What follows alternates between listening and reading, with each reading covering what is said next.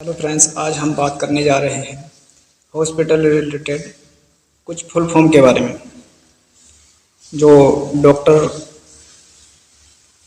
Paper पर लिख के जाते हैं, फाइल में लिख के जाते हैं पेशेंट की डिस्क्रिप्शन, या कुछ हॉस्पिटल से संबंधित डिपार्टमेंट होते हैं जो फुल फॉर्म में ही जाने जाते हैं। तो चलिए बात करते हैं उन फुल फॉर्म के बारे में। ठीक लगे तो लाइक, शेयर, कमेंट और चैनल को सब्सक्राइब करें। नंबर 1 है हमारा डॉक्टर। जब कभी भी आपको कोई दवाई लिख के देता है तो सबसे ऊपर RX लिखता है, तो उसका ये मतलब होता है कि ट्रीटमेंट चलेगा, यानी कि आपका जो है ट्रीटमेंट चलना है। ये दवाई का इस दवाई लिखने से पहले जो लिखता है वो ट्रीटमेंट होता है। RX ट्रीटमेंट, HX हिस्ट्री यानी कि मरीज की बीमारी के बारे में लिखना, DX डायग्नोसिस मरीज के टेस्ट के बारे में लिखना, QD एवरी डे दवाई को रोज लेना है, QOD एवरी अदर डे एक दिन छोड़कर, और QH होता है हमारा QH एवरी हाउस यानी कि हर घंटे देना होता है। S विदाउट दवाई किसके बिना लेना होता है। अगर कहीं पर S लिख दिया है डॉक्टर ने तो उसका ये मतलब होगा विदाउट, दवाई को किसके बिना लेना होता है। C विद दवाई किसके साथ लेना है। अगला नंबर हमारा SOS इफ़ यू नीडेड ज़रूरत हो तो लेना और ज़रूरत नहीं है तो नहीं लेनी है।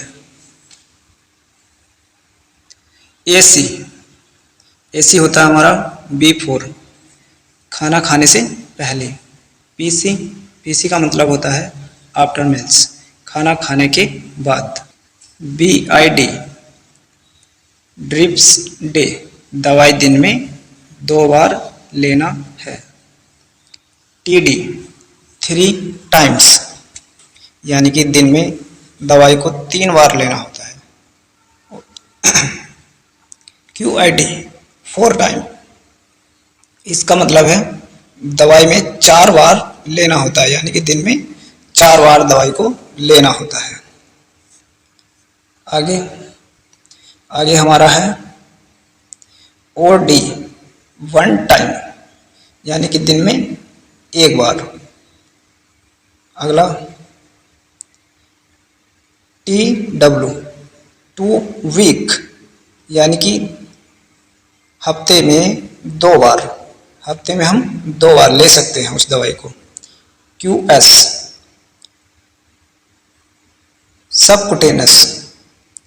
सबकुटेनस ये होता है कि जो हमारा इंजेक्शन होता है सबकुटेनस वह फैटी लेयर में लगाया जाता है। जैसे कि पेट होता है, इंसुलिन का इंजेक्शन जो होता है हमारा वो फैटी लेयर में लिया जाता है।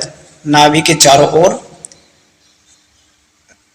1 या 1.5 इंच को नाभि से अलग हटकर नाभि के चारों ओर सबकुटेनस का इंजेक्शन लगा सकते हैं। ID इंट्राडर्मल इंजेक्शन, ये इंजेक्शन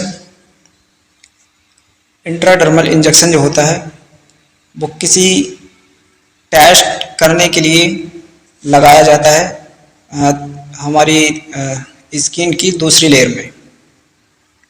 मान लिया जाए कोई दवाई है लगानी है पेशेंट को, लगाने से पहले उसका कोई साइंटिफिक तो नहीं होना है, कोई गलत रिएक्शन तो नहीं करेगी, तो इसलिए सबसे पहले उसको स्किन की दूसरी लेयर में लगा के देखते हैं और ये 5 से 15 डिग्री सेंटीग्रेड के एंगल पर लगाया जाता है। इसके बाद है IB intravenous injection. Intravenous injection जो होता है ये हमारा सीधा वेन्स में लगाया जाता है, नसों में लगाया जाता है। और इसका जो एंगल होता है वो 25 से 30 डिग्री सेंटीग्रेड पर लगाया जाता है। आगे IM intramuscular injection. Intramuscular injection जो होता है ये हमारी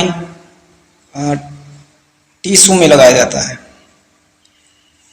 टिश्यू में लगाया जाता है, हाथ हो गए और ये बटक में लगाते हैं, थाई में लगाते हैं, जहाँ पर भी टिश्यू होता है।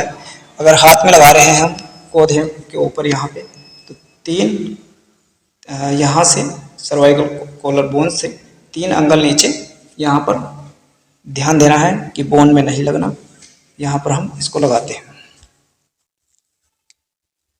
Q4H एवरी 4 आवर्स, यानी कि दवाई हर 4 घंटे में देना होता है। यानी कि जो अगर किसी डॉक्टर ने लिख दिया Q4H, तो उस समय हम देखते हैं कि दवाई को हर 4 घंटे के अंदर पेशेंट को देना होता है। आगे है हमारा OD। OD का मतलब है वन टाइम।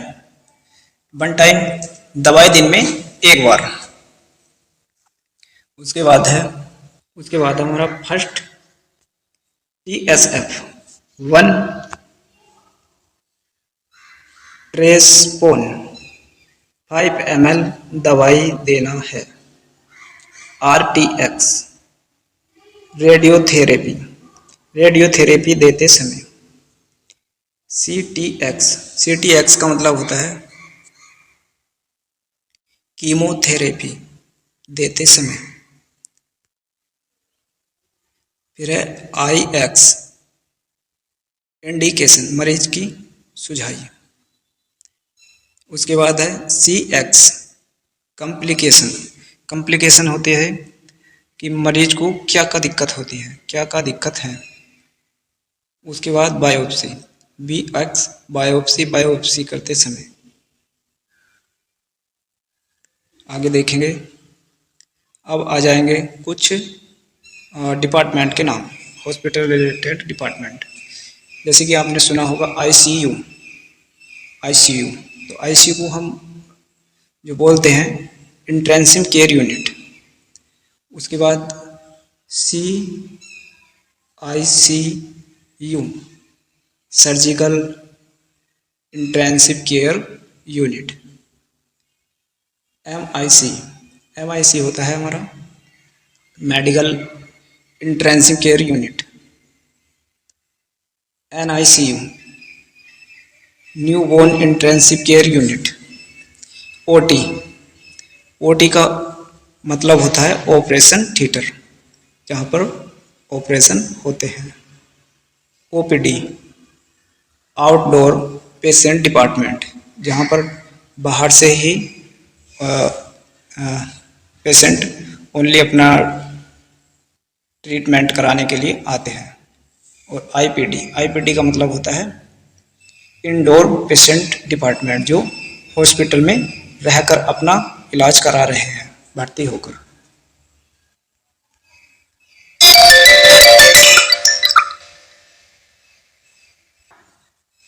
इसके बाद है CCU क्रिटिकल केयर यूनिट। और ICCU intensive coronary care unit. HCU high care unit.